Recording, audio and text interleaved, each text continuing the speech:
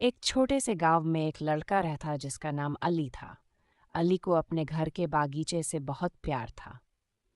वह हर रोज सुबह सवेरे उठता और बागीचे में फूलों को पानी देता, पौधों की देखभाल करता और परिंदों को दाना डालता। उसका बागीचा उसके लिए एक छोटी सी जन्नत था। एक दिन अली ने देखा कि बागीचे का एक कोना खुश्क हो रहा था।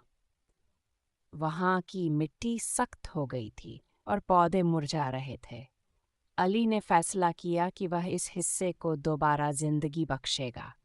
उसने मिट्टी को नरम किया, नए बीज बोए और हर रोज उसकी देखभाल की। लेकिन एक अजीब बात थी। हर रात जब अली सोता तो सुबह उठते ही वह देखता कि कुछ पौधे गायब हो जाते थे। कोना दोबारा खुश्क और खाली हो जाता था। अली को बहुत हैरत हुई। उसने फैसला किया कि वह रात को जागकर इस राज को हल करेगा।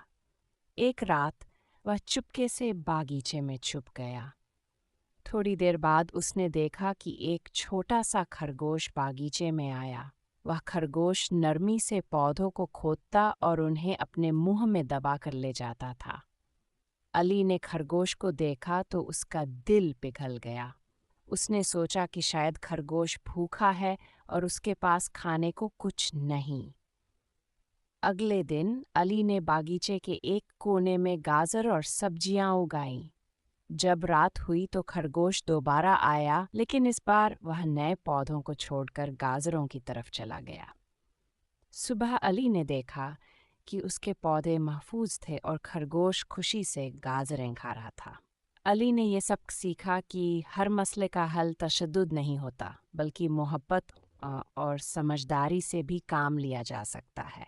अब उसका बागीचा न सिर्फ उसके लिए बल्कि खरगोश के लिए भी एक महफूज जगह बन गया था। Hey, friends, don't forget to like, subscribe, and press the bell icon so you never miss a fun story.